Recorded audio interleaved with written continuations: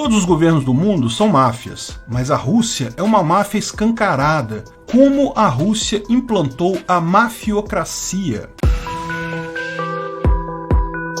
Esse é o Visão Libertária, sua fonte de informações descentralizadas e distribuídas. Recentemente, no dia 13 de setembro, Vladimir Sungorkin, um editor de um importante jornal, um grande oligarca russo e amigo pessoal de Putin, morreu de sufocamento acidental enquanto viajava. Não me pergunte como uma pessoa morre de sufocamento acidental, eu não saberia explicar. A morte estranha é apenas mais uma morte estranha de oligarca russo. Desde o início deste ano, ele é o 14º oligarca que morre em situações estranhas, saltando de uma janela de um hospital, caindo de um barco nas águas do Ártico, mal súbito, envenenamento, enfim, mortes que, até podem ter acontecido da forma como foram descritas, mas que, sendo na Rússia, deixam todo mundo com uma pulga atrás da orelha. Todo mundo sabe que a Rússia é um estado mafioso, mas até aí todo estado é uma máfia. Como a Rússia se tornou um estado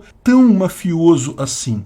Bem, isso está ligado ao fato que os oligarcas russos eram, em sua maioria, mafiosos. Os oligarcas subiram ao poder justamente no período das privatizações na Rússia, durante a transição do regime comunista, em que tudo pertencia ao Estado, para o regime capitalista, lá nos anos 1990. O Putin, em si, subiu ao poder porque era aliado desses mafiosos. O fato é que a privatização das empresas estatais soviéticas foi o que levou ao poder essa geração de mafiosos, que infiltrou também o Estado russo. Será que a culpa da Rússia ter se tornado um país mafioso foi a forma como a privatização foi feita? Bem, de certa forma sim, mas no fundo não. Para entender como esses mafiosos subiram ao poder na Rússia, é preciso voltar algum tempo antes do fim da União Soviética, quando a transição para uma economia de mercado começou. A economia russa já vinha desabando desde a época do Brezhnev. Sem preço, é impossível o cálculo econômico no socialismo, como explicou Mises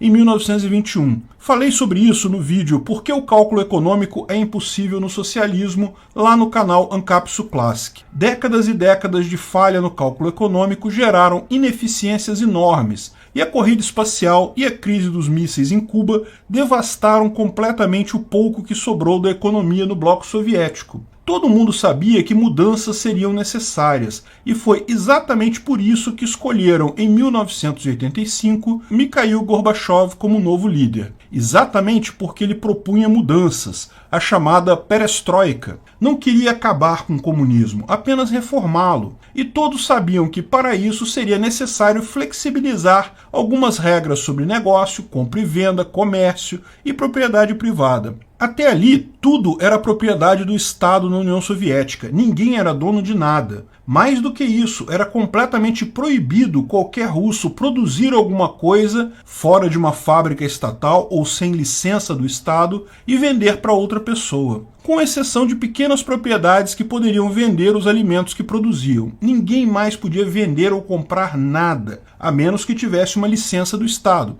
o que significava ser controlado pelo Estado. E isso foi assim por décadas e décadas. Resultado, uma sociedade que entendia ser errado comprar e vender de outro indivíduo. Só era socialmente aceito trabalhar para o Estado, receber bens do Estado. Trocar coisas com outras pessoas era inerentemente errado na visão das pessoas. Mas isso não quer dizer que não houvesse mercado negro na sociedade russa. Mercados negros surgem naturalmente em toda a sociedade em que um produto é proibido. Imagina quando todos os produtos são proibidos. Havia um enorme mercado negro na Rússia, onde podia se comprar de tudo. Pepsi Cola e calças jeans americanas eram os produtos mais procurados, mas qualquer coisa se vendia e se comprava. Mas lógico, as pessoas que movimentavam esse mercado negro eram mafiosos. Como era proibido atuarem no mercado em que atuavam, acabavam criando a filosofia de máfia ou cartel, como é comum em atividades que são proibidas hoje aqui no Brasil, como contrabando e tráfico. As pessoas se tornam mais violentas, desenvolvem sistemas de justiça imperfeitos, baseados em penas fatais para qualquer infração. Fazem associações por lealdade extrema, com qualquer sinal de deslealdade sendo tratado como traição e resultando em morte. Assim, havia uma máfia enorme na Rússia. Porque tudo era proibido, então as oportunidades econômicas eram também muito grandes. O problema é que no final da União Soviética, o grosso das pessoas normais na Rússia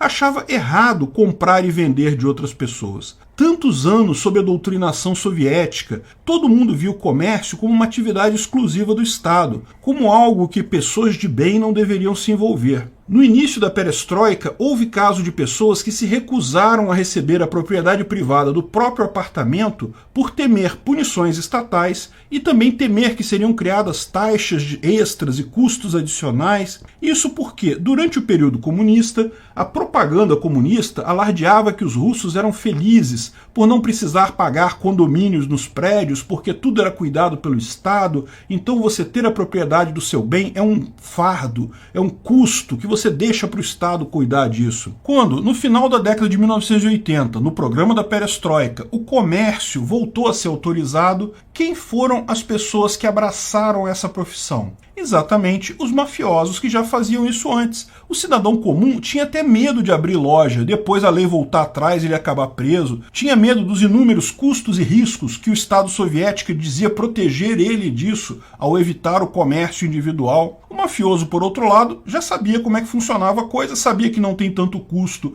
e tanto risco assim, achou ótimo. Tomou a maior parte do comércio em várias cidades. A máfia russa multiplicou de tamanho e riqueza no finzinho da União Soviética. Dado o tempo suficiente, os mecanismos de mercado e o próprio conhecimento infiltrando na sociedade acabariam por tornar os brutos mafiosos em comerciantes normais. Relações voluntárias e pacíficas são mais baratas e rentáveis do que relações mafiosas e violentas se não há proibição estatal. Só que nem deu tempo das coisas se acomodarem. Quando a União Soviética desabou no final de 1991, fez-se o caos para os cidadãos comuns. O Estado que supostamente ainda provia tudo para os cidadãos simplesmente não estava mais lá. Milhares de pessoas se viram desempregadas, com fábricas fechadas e sem controle. Nesse ambiente, porém, os mafiosos russos se viram subitamente muito mais ricos que o resto da população. A população em geral dependia do Estado, que não existia mais. Eles, por outro lado, tinham seu próprio negócio, geravam seu próprio dinheiro. Mais que isso, descobriram que vender as coisas russas, principalmente armas, ferramentas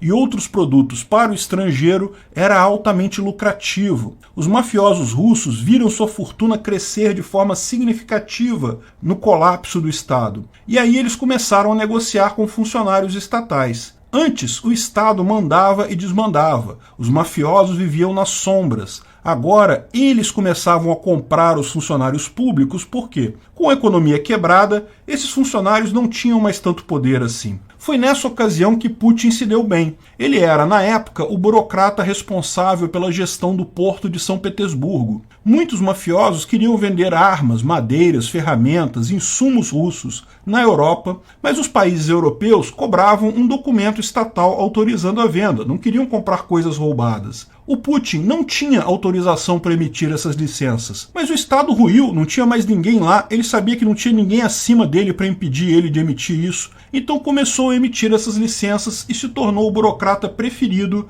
dos mafiosos russos. Tanto os burocratas quanto o Putin ficaram muito ricos com isso. Mas isso ainda é o início do processo. Quando Yeltsin resolveu fazer a privatização das empresas russas, ele chamou Anatoly Chaubais, que era o padrinho político do Putin, para chefiar essas privatizações. Foi um programa enorme de privatizações, talvez o maior do mundo, porque lembra, tudo era estatal na Rússia. Chaubais tentou fazer o melhor possível, com privatizações rápidas para quem já controlava as coisas a serem privatizadas. Então, quem comprou as estatais russas foram 3 tipos de pessoas. Primeiro, os gestores das próprias fábricas e instalações que receberam parte da propriedade. Gestores de uma escola, por exemplo, eram agora donos da escola, sendo que cada funcionário tinha também uma ação. Gestores de uma fábrica eram agora os donos da fábrica, de novo, cada funcionário tendo suas ações. Mas a maior parte dos funcionários estava na miséria devido à confusão econômica da época, e muitos acabaram vendendo suas ações para o chefe da fábrica para ter dinheiro para comida. Outros, dizem, foram obrigados a vender as ações sob ameaça de demissão ou pior. O segundo grupo de pessoas que comprou as empresas eram os burocratas russos de alto escalão, ou políticos, que simplesmente assumiram algumas empresas, principalmente na área de petróleo e gás. Nessa época, algumas empresas continuaram estatais, apenas com pequenas subsidiárias sendo privatizadas. Mas as privatizações por leilão público eram fraudadas pelos próprios leiloeiros, que eram também funcionários públicos estatais. É notório um caso em que, no dia do leilão, o aeroporto da cidade foi fechado e nenhuma das pessoas que iria participar do leilão conseguiu chegar na cidade. O leilão acabou sendo arrematado por um parente próximo do leiloeiro por um valor irrisório. E por fim, o terceiro grupo, os outros negócios, foram comprados diretamente pela máfia. Como a máfia era a única categoria de pessoas na Rússia acostumada a fazer negócio e com algum dinheiro no bolso, eles estavam presentes na maior parte dos casos, seja diretamente comprando a empresa, seja financiando os grupos acima, que passaram a responder aos mafiosos. Por que os empregados das fábricas se sentiam pressionados a vender as ações para o chefe? Porque o chefe tinha o poder e o dinheiro dos mafiosos por trás. Porque o aeroporto da cidade estava fechado no dia da licitação? Porque os mafiosos estavam por trás dos políticos que estavam fechando o negócio. O resultado é que 85% da riqueza russa acabou na mão dos oligarcas, que era o nome mais limpinho que os mafiosos russos passaram a usar então. Eles até fizeram o presidente russo depois do Yeltsin, o Putin, que era o camarada deles lá de São Petersburgo. Então, será que o erro foi a privatização tão rápida? Chaubais errou no modelo dele de privatização? Bem, não. Chaubais sabia que haveria problemas, mas esperava que a economia de mercado fosse capaz de ajudar a resolver os problemas com o tempo. De fato, isso vai acontecer eventualmente. A questão é que é preciso muito tempo, geração de pessoa, para a violência deixar de ser uma arma principal. Só que isso não aconteceu ainda. A maior parte dos oligarcas russos ainda é da mesma geração ou da geração seguinte dos mafiosos dos anos 80. Não há por que imaginar que, se fosse feito de outro jeito, não teria o exato mesmo problema. Porque o grande problema da privatização russa era o controle enorme do Estado sobre a economia por tanto tempo na região. A distorção cultural na sociedade, de achar que o Estado deveria comandar tudo, de achar que comércio é uma coisa errada, um pecado. Isso levou à falha na sociedade russa e gerou esse estado de coisas. Por isso, eu mesmo digo, qualquer privatização é melhor do que ter a empresa estatal. Não estou dizendo que isso será perfeito, mas os problemas já foram criados no momento que a empresa estatal foi criada ou estatizada. Quanto antes ela passar para as mãos privadas, mais cedo o mercado vai atuar e em algum momento do futuro tornar a empresa de fato competitiva. O problema da privatização russa, os oligarcas russos, não foram criados na privatização. Eles foram criados na cultura e na visão do Estado comunista soviético. O tempo e o livre mercado vão agir levando empresas competitivas e mercados mais livres, simplesmente porque é mais barato fazer negócio do que usar violência. A Rússia ainda precisa aprender essa lição. Vai levar tempo para superar esse trauma comunista, mas ela vai acabar aprendendo eventualmente. Obrigado pela audiência.